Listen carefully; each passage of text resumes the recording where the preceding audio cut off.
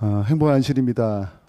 오늘은 요한복음 17장 예수님의 최고의 소원, 부제로는 예수님이 이 땅에 오신 이유라는 제목으로 하나님 말씀 증가하겠습니다. 여러분 2021년 시작하실 때 어떤 소원들이 있었습니까? 그 소원이 잘 이룬지 잘 모르겠지만 한 남자가 기도를 했습니다. 오랫동안 기도를 했어요. 간절하게 기도했습니다. 어느 날 천사가 나타났어요. 내 소원이 무엇이냐? 그래서 그 남자가 이렇게 얘기합니다. 일단 전원주택 하나 주시고요. 100억이 들어있는 통장도 하나 주시고 또 예쁜 여자와 장가가게 해주시고 그래서 이것저것 계속 구했어요. 굉장히 많이 구했습니다. 옆에 천사가 메모를 하는 거예요. 다 메모를 하는 것입니다. 너무 감사하고 저거 다 들어주는갑다 생각이 들고 마지막으로 천사가 이렇게 얘기했습니다. 설문에 응해 주셔서 감사합니다. 네, 설문이었다는 거죠. 예수님은 어떤 소원이 있었을까요? 그분의 최고의 소원은 무엇이었을까요? 그것이 요한복음 17장에 잘 기록되어 있습니다. 요한복음 17장은 세 부분으로 나눠져 있습니다. 이 기도를 대제사장적인 기도라고 그러고 예수님의 중보 기도라고 그래요. 이렇게 예수님의 기도를 이렇게 길게 한 것은 요한복음 17장이 유일합니다.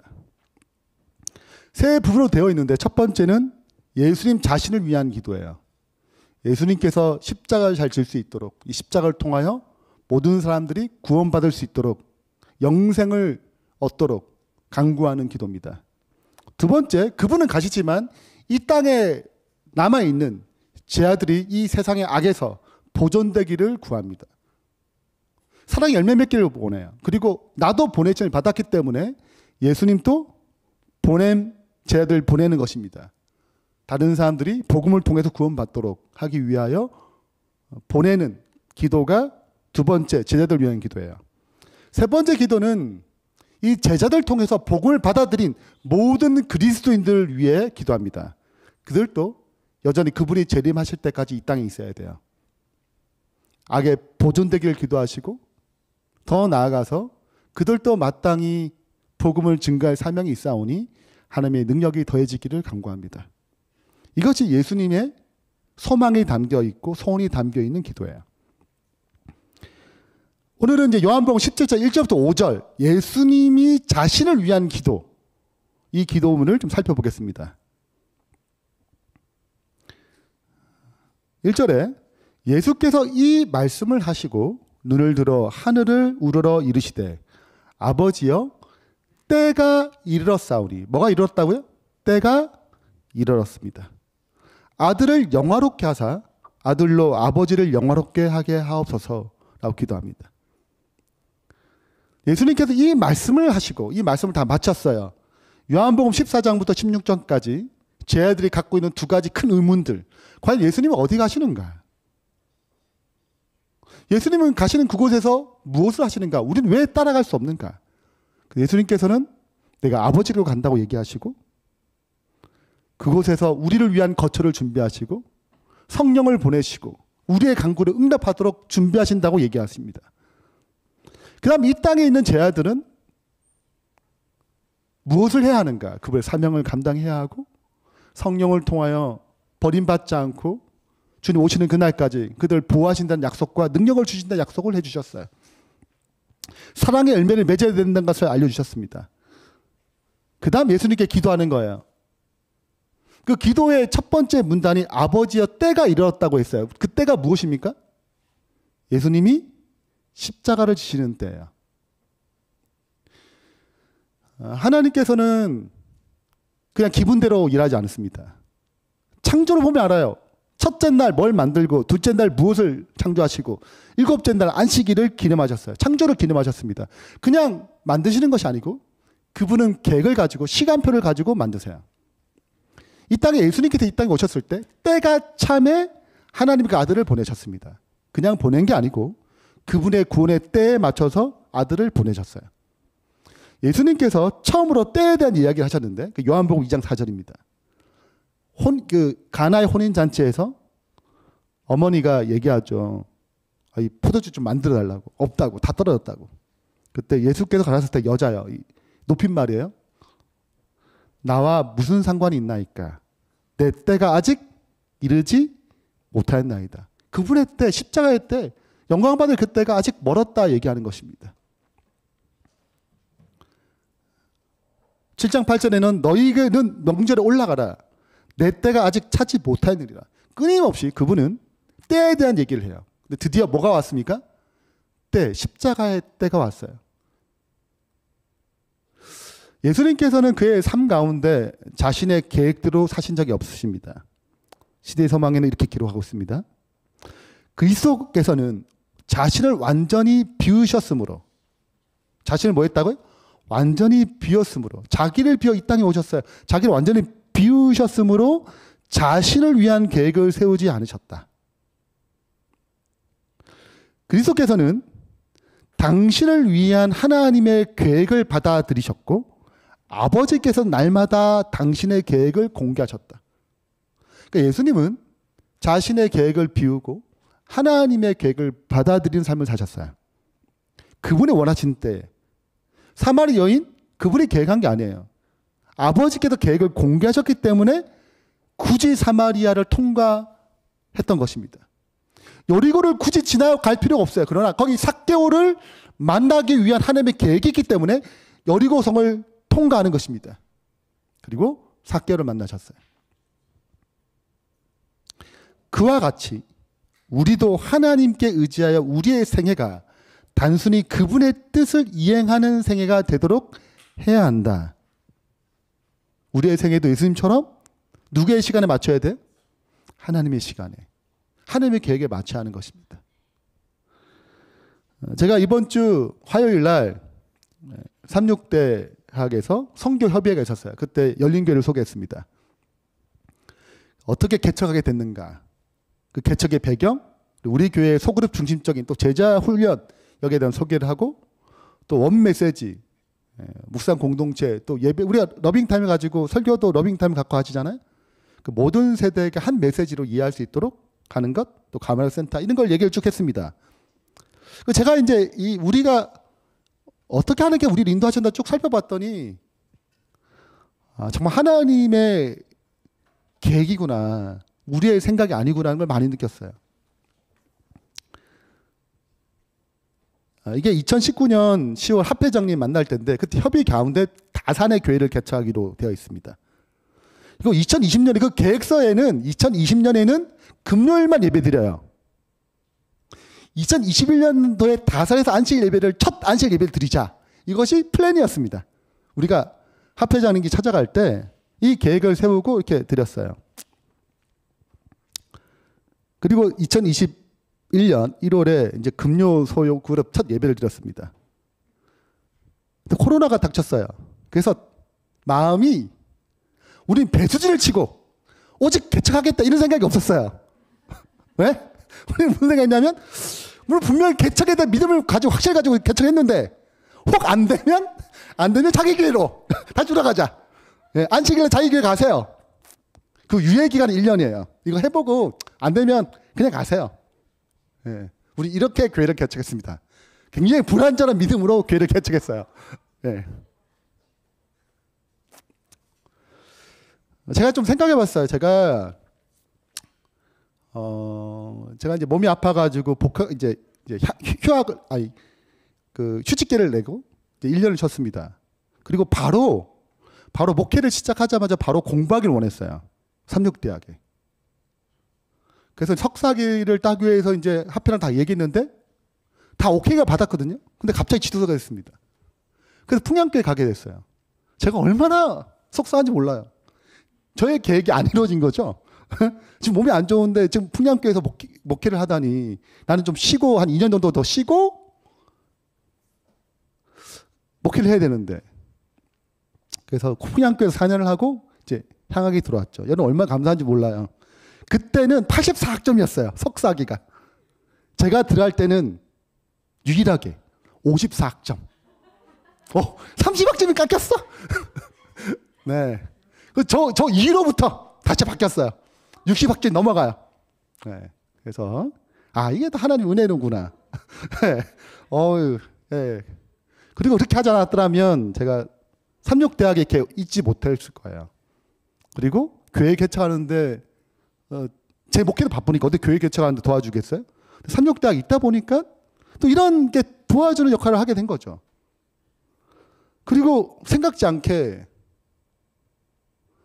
김영희 장로님이 코로나로 필리핀 못 가시고 여기 남고, 김성욱 집사님 오시고, 정윤희 집사님 오시고, 이혜치 집사님 오시고, 뭐 이렇게 사방에 오는 것입니다. 박수미 집사님 오시고, 여기 오는 거예요. 그래서 예배를 드릴 수밖에 없는 상황이 생겼습니다. 예배를 드릴 수밖에 없는. 장소가 마땅치 않아서 이제 삼육대학에 지교를 세우고 이렇게 7월 17일 날 조직 예배를 드렸습니다. 제가 가만히 생각해 봤더니 이제 하나의 목장에서 이제 2개의 마을, 6개의 목장, 약 120명이 있는 교회가 됐어요. 무려 한 1년 만에 이런 역사가 일어났습니다. 사람이 마음으로 자기의 길을 계획할지라도 그 걸음 인도하는 분은 누구세요? 여호와세요. 그렇기 때문에 우리의 계획이 항상 누가 앞에 펼쳐져야 돼요? 하나님 앞에 펼쳐져야 되는 것입니다. 천하의 범사에 기한이 있어요. 모든 목적이 이룰 때가 있습니다. 여러분 아무리 여기 근처에 교회를 개척해도 이렇게 될 수 없어요. 교회를 개척하면 또 다른 교회가 있는데 거기는 그렇지 않아요. 그게 잘못됐다는 게 아니라 그분의 계획과 그분의 타이밍이 있다는 것입니다. 그분의 역사함이 있는 거예요. 그래서 우리가 그 역사함에 참여하게 되면 그분이 만들어 가시는 것입니다. 우리는 그걸 느껴요. 우리 아무리 돌아봐도 우리가 이렇게 모일 사람들이 아니거든요. 네. 근데 하나님께서 기가 막힌 방법과 그분의 계획에 의해서 이 자리에 모이게 된 것입니다. 오늘 우리의 삶도 나의 계획이 있을 수 있어요. 그 계획이 주님의 계획에 맞는지 매일 확인할 필요가 있습니다. 그분의 때에 그분이 이루시기 때문에요. 이것이 가장 복된 길인 것입니다. 기도로 하나님의 뜻과 때를 묻는 주의 백성이 되길 축원합니다. 이어서 예수님께서는 때가 이르렀사오니 아들을 영화롭게 하사 아들로 아버지를 영화롭게 하게 하옵소서라고 기도합니다. 누굴 영광스럽게 해달라고요? 아들을 영광스럽게 영화스럽게 만들어 달라고 기도합니다. 이 헬라어로 영화라는 말은 독사예요. 뱀이 아니에요. 영광이라는 헬라어 단어입니다. 이것이 자주 쓰였습니다. 근데 나를 영광스럽게 해주세요. 이유가 뭐예요? 누굴 영광스럽게 하기 위해서요? 아버지를 영광스럽게 하기 위해서입니다. 그분의 십자가를 감당해야 돼요. 이건 너무 힘든 짐이거든요. 그래서 이 짐을 잘 질 수 있도록 나를 영광스럽게 해달라고, 영화스럽게 해달라고 기도하는 것입니다. 그래서 이 1절의 이 영광과 4절, 5절에 계속 영화로운 얘기를 계속합니다. 영광의 개념을 이해할 필요가 있어요. 모세가 얘기합니다. 주의 영광을 내게 보이소서. 여호와께 이르시되 내가 내 모든 선한 형상을 내 앞에 지나가게 하고 여호와 이름을 내 앞에 선포하리라. 자, 영광이 뭐예요? 하나님의 모든 선하심입니다. 하나님의 무하적 사랑의 총체적 모습이 영광입니다. 그러므로 그분의 전지하심이, 그분의 전능하심이 영광이에요. 그분의 선하신 목적으로 쓰여지기 때문에 그렇습니다. 그분의 능력이 그분의 선하심으로 쓰여지는 모든 곳에는 하나님의 영광이 나타나 있습니다. 그래서 천년계에도 하나님의 영광이 나타나 있나요? 영광이 나타나 있어요. 시편 19편 1절에 하늘이 하나님의 영광을 선포하고, 하늘이 하나님의 영광을 선포해요. 여기에 뭐가 나타나요? 그 놀라운 기적 같은 이 역사에 누가 담겨 있어요? 하나님의 선하심이 담겨 있습니다. 하나님의 사랑이 담겨 있어요. 우리에게 모든 걸 내어주고자 하는 그분의 마음이 담겨 있습니다. 그분의 성품이 담겨 있어요. 여러분, 만나가 떨어졌잖아요? 이 만나를 뭐라고 하는지 아세요? 만나를 뭐라고 그러세요? 출애굽기 16장 7절에 아침에는 너희가 여호와의 영광을 보리니. 이게 뭐예요? 여호와 영광이에요. 그들이 광야 생활에서 뭘 먹을 것이 없었어요. 하게 뭘 채워주었어요? 아침에 만나를 주셨는데, 이 만나를 뭐라고 표현해요? 하나님의 영광이라고 얘기합니다. 그들을 먹이시는 하나님의 마음, 사랑이 담겨 있어요. 그분의 선하심이 담겨 있습니다. 그분의 기적에는 뭐가 담겨 있어요? 하나님의 영광이 담겨 있습니다. 예수님께서 날 때부터 소경된 자의 눈을 고치실 때 뭐가 담겨 있어요? 하나님의 영광이 담겨 있습니다. 그분이 우리의 질병에서, 우리의 죄의 결과인 질병에서 벗어나기를 원하세요. 여기 하나님의 영광이 담겨 있는 것입니다. 나사로를 부활시켰어요. 뭐가 담겨 있어요? 여기에 하나님의 영광이 담겨 있습니다. 영광을 주세요. 그 일을 하기 위해서. 그리고 영광을 다시 하나님께 돌리는 것입니다. 그 영광은 이렇게 대순환이 일어납니다. 하나님의 영광이 우리에게 줍니다. 우리가 이 영광을 받지요. 능력이 생겨요. 마음이 새로워지죠. 그러면 그 영광은 본질적으로 나누고 싶어하는 마음이 생깁니다. 왜? 그 영광에는 능력만 있는 것이 아니고 하나님의 선하심, 하나님의 사랑이 담겨 있기 때문에 이 사랑은 나누고자 하는 마음이 생겨요. 영광을 나누게 되어 있습니다. 자, 그러면 이 가운데 다시 누구께 돌아가요? 이 영광이? 하나님께 돌리고 싶어 하십니다. 아, 저런 사람이 믿는 하나님을 나도 믿고 싶다. 영광이 돌리는 거죠. 내 입술과 내 행동으로 하는 영광을 돌리는 것입니다. 그 영광의 대순환이 일어나요.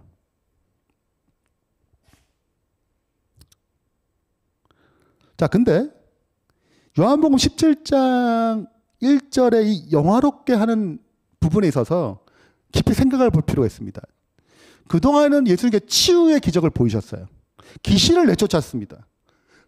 죽은 나사로를 살렸어요. 과부의 아들을 살렸습니다. 오병이어의 기적으로 수많은 사람을 먹였습니다.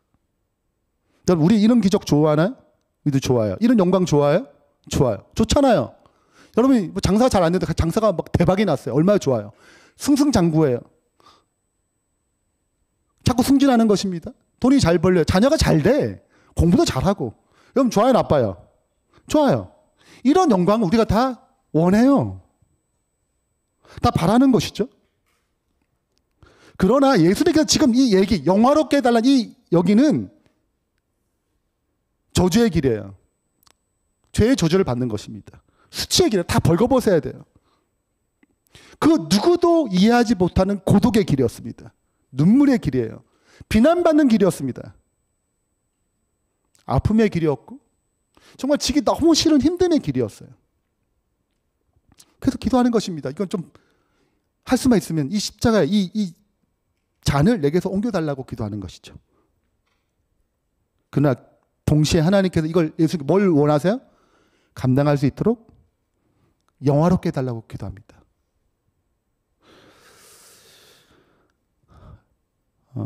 우리는 위에 거 지우되고 귀신이 나가고 하나님의 기적이 선명하고 무엇인가 일이 잘 풀리고 이런 영광을 원해요.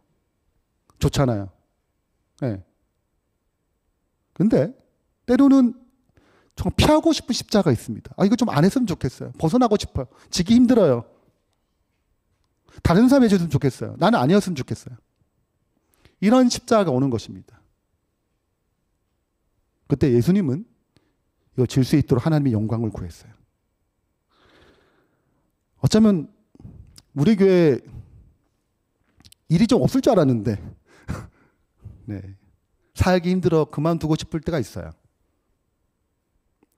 우리 이제 마을이 생겨서 이제 코치도 등장하고 그리고 저는 목자가 될 생각이 없었는데요. 라신 분도 계시고 네. 우리 정윤주 집사님, 우리 박윤경 집사님 그냥 남편 옆에서 그냥 하면 될 줄 알았어요. 네. 근데 목자가 되셨어요. 네. 새롭게도 부목자가 되신 분도 계시고 팀장도 있고 매주 안식일날 이렇게 미디어 팀 쉽지 않아요. 얼마나 일찍 와야 되는지 몰라요. 다른 사람보다 2시간 더 일찍 와야 돼요. 우리 경찬팀 매주 찬양하는 거 쉽지 않아요. 그래서 올해 1년만 하고 그만둬야겠다. 더 이상 할 일이 아니 이거는. 이렇게 생각할 수 있어.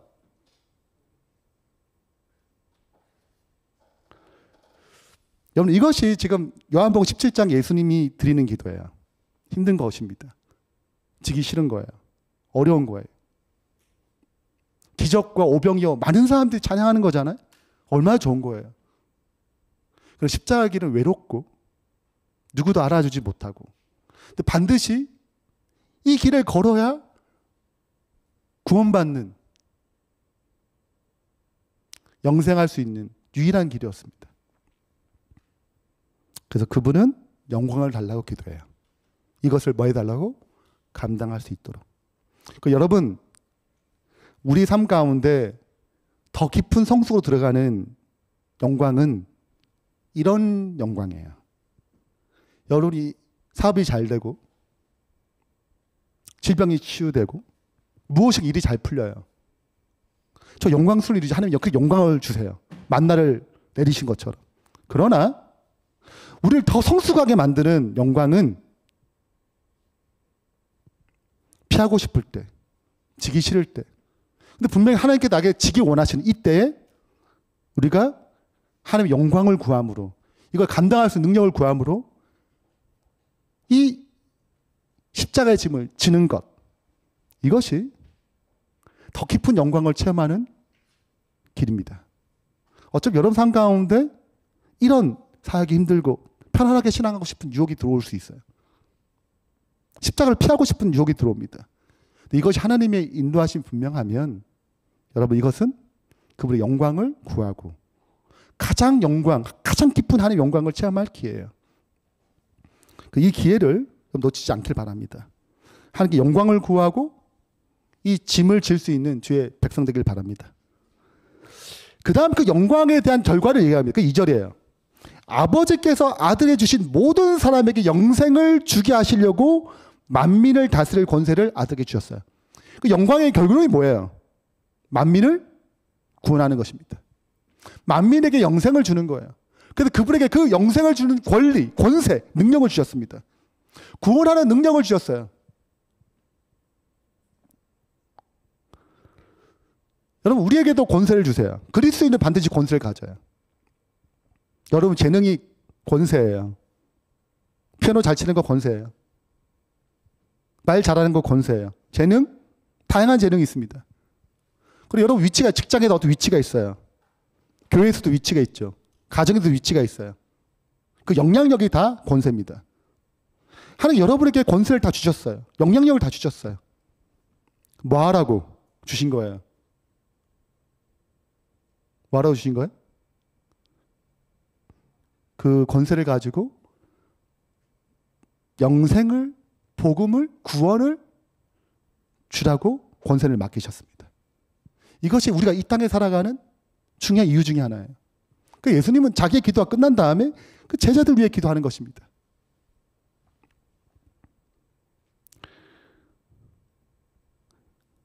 우리가 9월 마지막 주부터 10월 셋째 주까지 목장잔치가 열립니다. 여러분에게 재능을 주시고 여러분에게 어떤 권세, 영향력을 주셨어요. 그리고 그 영향력을 가지고 여러분, 우리가 소그룹 중심적인 교회는 전도를 일회성으로 하지 않는 것입니다. 여러분, 보통 전도하면 강사를 모셔요. 막 유명한 강사를 모셔야지 뭐 해야 돼요? 뭔가 어필이 되잖아요. 대부분 대전도회는 그렇게 진행합니다. 근데 우리는 강사를 안 모셔요. 안 그래요? 목장별로 잔치하는 강사를 모시는 게 아니에요. 그냥 우리의 삶이 예수님을 드러내는 것입니다. 생활 전도죠. 습관이에요. 우리가 추구하는 전도는 일회성. 나는 그냥 교회에 참석하면 돼. 이게 아니고 같이 협력해서 그 영혼을 구원하는 일이죠. 나의 삶으로, 내게 주신 은혜로, 내게 주신 영광으로, 내게 주신 권세로 그 일을 감당하는 것입니다. 그래서 소그룹에서 일어나는 전도가 삶이 되도록 하는 것입니다. 관계를 맺었던 사람들을 초대하는 거예요. 거기는 강사가 필요 없어요. 그래서 여러분 주어진 이 권세를 이 목장잔치를 통해서 잘 일어나길 바랍니다. 그리고 이어서 예수님은 영생에 대한 얘기합니다. 영생이 뭐예요? 그분이 주시고자 한 영생이에요. 이 십자가를 지는 이유는, 감당할 수 있도록 하는 이유는 모든 사람 영생을 주기 위해서입니다. 영생이 무엇이냐면 3절에 이렇게 얘기합니다. 영생은 그 유일하신 참 하나님과 그가 보내신 자 예수 그리스도를 뭐 하는 거예요? 아는 것이 영생이에요. 우리 영생하면 이렇게 생각해요. 오래 사는 것, 장수하는 것. 야, 하늘 나가면 이게 바닥이 다 금이래. 막 먹는 게 막 풍성해. 공부 안 해도 돼. 이런, 그렇죠. 그래 공부 안 하죠. 다른 공부를 해요. 그래서 우리가 생각하는 영생이라는 개념이 단순히 오래 살고 좀 좋은 곳에서 이렇게 멈춰요. 근데 여기서 영생을 이렇게 얘기했습니다. 누굴 아는 거예요? 하나님과 그 보내신 자 예수 그리스도를 아는 것이라 얘기합니다. 이게 무슨 말이에요? 여러분, 영생에 반드시 들어가는 가장 중 핵심이 누굴 아는 거예요? 하나님과 그 보내신 자 예수 그리스도를 아는 거예요. 신의 소망 이렇게 얘기합니다. 하나님을 알게 되면 뭐 하게 된대요? 그분을 사랑하게 돼요. 그러므로 요한복음 10절 3절 영생은 유일하신 하나님과 그 보내신 자 예수 그리스도 아들을 아는 것인데 알면 뭐가 일어납니까? 그분을 사랑하게 돼요. 그러므로 영생이란 말은 하나님과 그 예수 그리스도를 사랑하는 것입니다. 영원토록 사랑의 관계가 회복되는 거죠. 여러분 하늘 나갔는데 내가 정말 싫어하는 사람이 있어. 그럼 이게 하늘나라예요? 맨날 피하기 바쁠 거예요. 근데 내가 3명만 사랑하고 나머지가 다 안 사랑하는 사람이 얼마나 하늘나라 지옥 같았겠어요. 영원히 사는데 정말 싫어하고 미워하고 원수 같은 사람이 거기 있으면 뭐예요? 하늘나라는 행복한 곳이 아닙니다.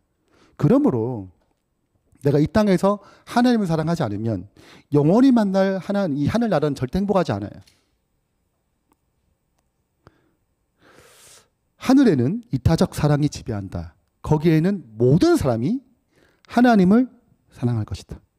하나님을 알기 때문에 사랑하게 돼요. 왜냐하면 그분께서 그들을 사랑하기 때문이다. 하나님 사랑하는 이유는 그 사랑의 반응이죠. 그러나 하나님 사랑 또 죄인의 마음에서는 반응을 얻지 못할 것이다.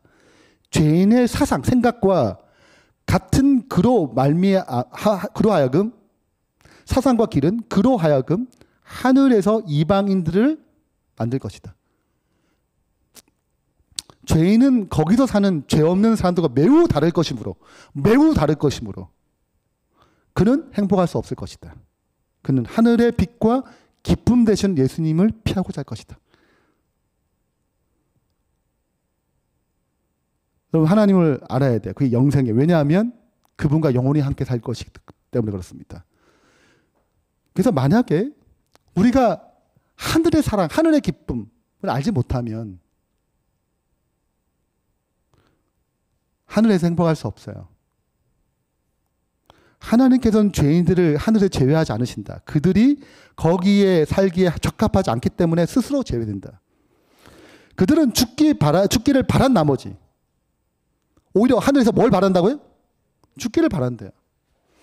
그들을 구원하기 위해 돌아가신 예수님 피하고자 할 것이 차라리 죽는 게 낫다는 거예요. 그러니까 하나님은 너희 죄자석이 멸망받아 이게 아니고 그들이 여기서 행복할 수 없기 때문에 차라리 죽는 것이 낫다고 생각하기 때문에 그들을 제외하는 것입니다. 그러므로 여러분 우리 이 땅에서 뭘 경험해야 돼요? 하나님을 알아가야 돼요. 예수님을 알아가야 돼요. 그 사랑 알아가야 돼요. 그럼 우리도 누굴 사랑하게 돼요? 하나님을 사랑하게 됩니다. 사랑하게 되면 우리 하늘을 소망하게 돼요.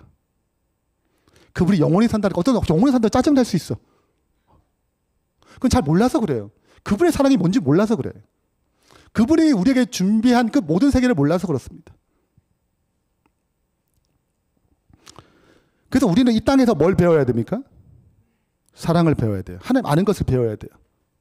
섬김으로 기쁜 것이 무엇인지를 배워야 하는 것입니다. 그러니까 여러분 교회는 이게 일하잖아요. 돈을 안 줘요. 여기 일당 하루면 10,000원씩 쳐도 얼마나 나가는지 몰라. 노래 불러봐요. 노래 한 사람당 오늘 특창 다 돈 나갈 일이에요. 세상에서는. 근데 여기는 그걸 요구하지 않아요. 왜 그래요? 교회는 뭘 배우는 곳이에요? 하늘의 기쁨을 배우는 곳이에요. 섬김의 기쁨을 배우는 곳입니다. 그 교회는 이런 구조로 돌아가지 않아요. 교회는 섬김의 구조로 돌아갑니다. 베품의 구조로 돌아가요. 그때로 힘들고 어려울 수 있습니다. 사회가 지칠 때가 있어요. 그럴 때 우리가 뭘 해야 됩니까? 우리 영광을 구해야 돼요. 이걸 감당할 수 있는 능력을 구해야 합니다. 그래야지 뭐 할 수 있어요? 영광을 나눠줄 수 있어요. 그 짐을 질 수 있는 것입니다. 오늘 그러한 은혜가 임하기를 간절히 바랍니다. 파인애플 스토리 이 책을 읽어보시고 혹시 안 읽어보신 분은 꼭 읽어보시면 좋겠습니다. 어떤 코닝이라는 선교사가 파푸아 뉴기니에서 7년 동안 있었던 이야기예요. 그 병원을 세웠습니다. 초급 병원, 상점도 열었습니다. 원주민을 상대하기 위해서요. 전도하기 위해서. 선교를 하다 보니 자기는 성경을 번역했어요. 번역을 한 겁니다.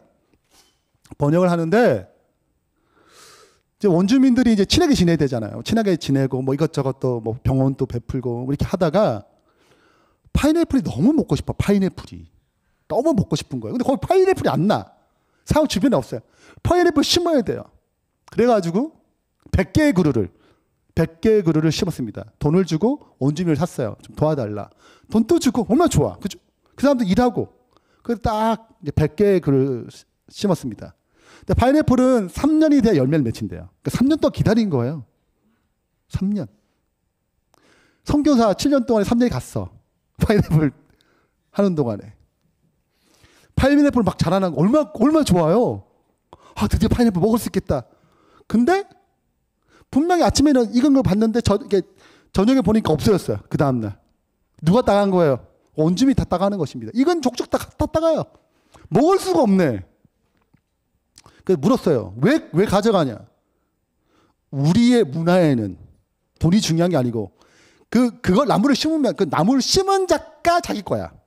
그러니까 당신이 돈을 주고 우리를 해도 그 나무를 내가 심었기 때문에 이거는 누가 거예요? 제 거예요. 이해가 안 되죠. 아니, 파인애플 나무도 자기가 샀고, 그죠? 심으라고 타게 돈도 줬는데 자기 거래요. 자기 거래요. 안 통하는 것입니다. 열받잖아요. 그래가지고 그 파인애플 도둑질 못하게 하려고 자기 지키려고 상점도 문 닫아, 병원도 문 닫아. 그럼 또 이제 이 사람 다 또 올라가요 또. 그러니까 또 그러다가 또 훔쳐가잖아요. 그러면 이제 새 파트를 딱 둬가지고 네. 뭘 지키려고? 파인애플 지키려고. 아, 좀 들어오고 나눠주기, 뭐 이게 들어올 것도 없는 거야 이게. 족족 가져가니까. 그래서 안식년이 돼서 어디 가냐면 이제 미국으로 돌아갑니다. 그리고 이제 이분들을 대상으로 이제 세미나가 있거든요. 그 세미나를 딱 듣다가 충격을 받았어요. 아, 이게 주님일 건데 마치 내 것처럼 모든 걸 다 했구나. 내가 돌아가게 되면 이 파인애플을 그냥 드려야겠다. 내가 더 이상 욕심을 부리지 말아야겠다. 그래서 실은 자기가 여기 올 때 모든 걸 버리고 왔잖아요. 근데 여전히 뭐 한 게 있는 거예요? 버리지 못하는 것이 있는 것입니다. 이 십자가는 내가 안 주고 싶은 거죠. 파인애플 내가 좀 먹어야 되겠는 거지. 근데 자꾸 훔쳐가니까 열받잖아요. 화가 나고 분노가 생기고. 이 부제가 분노를 해결하는 방법이에요. 그래서 내버려뒀어요. 훔쳐가는데 집중한 거예요. 전에는 훔칠 맛이 있었거든요. 자꾸 막으니까. 훔칠 맛이 있죠. 몰래 가가지고 이렇게 훔칠 마음이 있었는데, 이게 뭐 그냥 막 하려고 신경도 안 써. 그러니까 이상하게 불안한 거야, 이게. 자기가 불안한 거예요. 그래서 물었어요, 원주민이. 아니, 왜 그러냐고. 아니, 좀 막으셔야 되지 않냐고. 그랬더니, 이게 내 게 아니라고. 왜 선교사님 그게 아니냐고. 이거 하나님이 드렸다고. 하나님 거라고. 가만히 생각해. 누구 훔치는 거야, 지금? 하나님 걸 훔치는 거야. 이제 입장이 완전 달라졌어. 이거 이제 큰일 난 거예요. 내가 하나님을, 신의 것을 훔치면 문제가 생겨 두려운 거예요. 그래서 어쩐지 일이 잘 안 풀리다 하면서 막 이 사람들이 막 자기 나름대로 막 어쩐지 막 불안했어. 막 이렇게 서로 얘기하면서 갑자기 안 훔치기 시작했어요. 근데 막 이거도 막 떨어지는 거야. 이걸 수확해야 되잖아요. 선교사가 수학도 안 해. 이거 하나님 거 내가 수학 안 해. 그래서 원주민이 막 찾아와서 제발 이거 좀 수학하면 안 되겠냐. 너무 아깝다. 떨어진다.